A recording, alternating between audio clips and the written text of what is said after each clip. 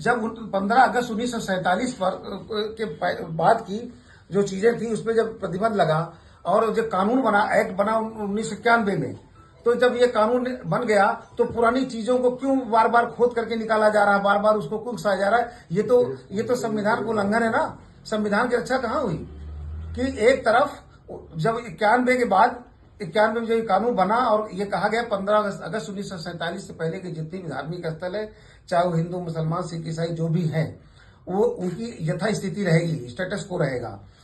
और उसके 91 के बाद ये अगर संविधान में ये एक्ट बना है तो भारतीय जनता पार्टी इसको क्यों नहीं मार रही है? आपका जब मन चाहा कि वहां साहब उनकी मूर्ति थी, वहां शिवलिंग था, वहां ये था, आप कहीं भी जाकर के ये काम, अगर मैं कहूं कि साहब जम्मू कश्मीर में जहां पर मंदिर है, मंदिर के पीछे मस्जिद थी, तो क्या वहां सर्वे करके तोड़फोड़ चालू कर देंगे?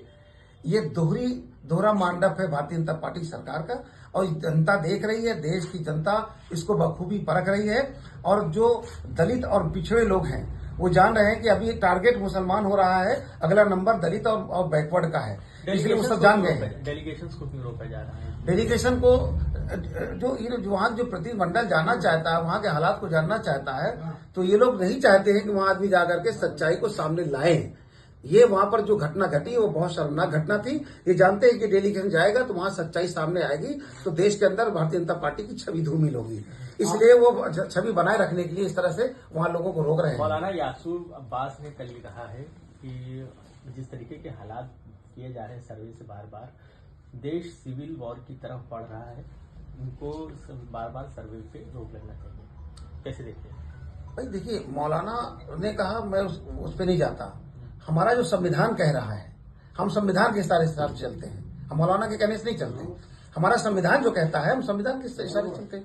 जब हमारा संविधान कहता है 1991 में जब संविधान बन गया और एक्ट बन गया, तो उसका जो वायलेशन होगा ये तो देश के हित में है नहीं। और तीसरी बात देखिए, मैं बता दूं कि जिस तरीके से ये भारतीय जनता पार्टी वोट की राजनीति कर रही है, और जब भारतीय जनता पार्टी कहीं फंसती है जनता के बीच में, तो नए बखेड़ा खड़ा कर देती है, कोई नया केस कर देती है।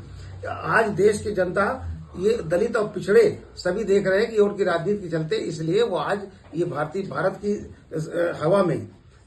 की हवा में भाईचारा घुला हुआ है, इसकी मिट्टी में मिला हुआ है। भारतीय जनता पार्टी कितना भी कर ले, लेकिन वो कुछ नहीं कर सकती। वो छिटपुट घटनाएं करा के लोगों को परेशान तो कर सकती है, लेकिन हिंदुस्तान के अंदर जो इनका नियत है कि हिंदू राष्ट्र बनाएंगे, हिंदू राष्ट्र के पक्ष में दलित और पिछड़े भी नहीं है।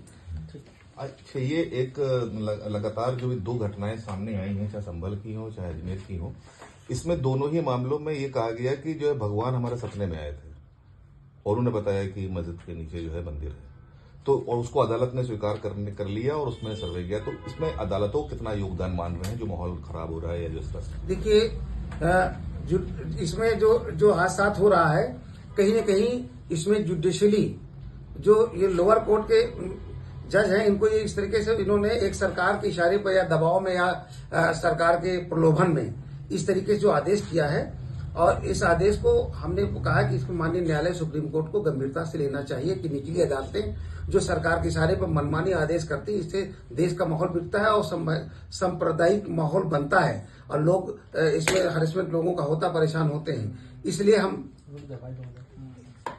इसलिए हम चाहते हैं कि जो संविधान को उल्लंघन न हो और जो एक्ट बना उस एक्ट तक कार्रवाई हो।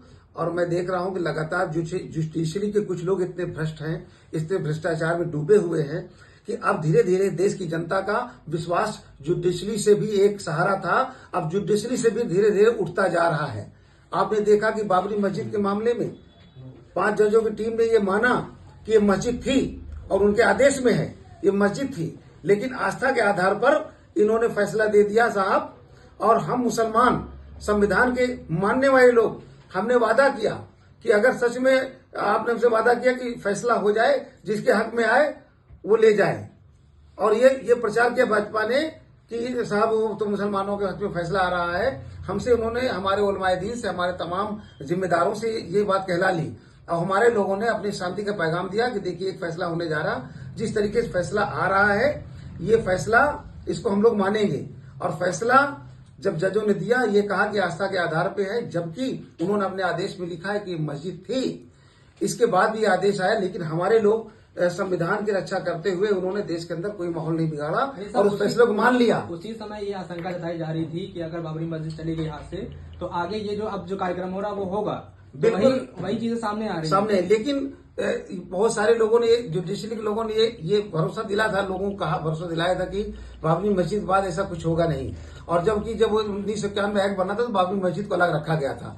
लेकिन मैं ये कहना चाहता हूं कि अगर बाबरी मस्जिद का फैसला हिंदुओं के हक में ना आकर के मुसलमानों के हक में आता तो क्या ये भारतीय जनता पार्टी इतने आसानी से फैसला मान लेती?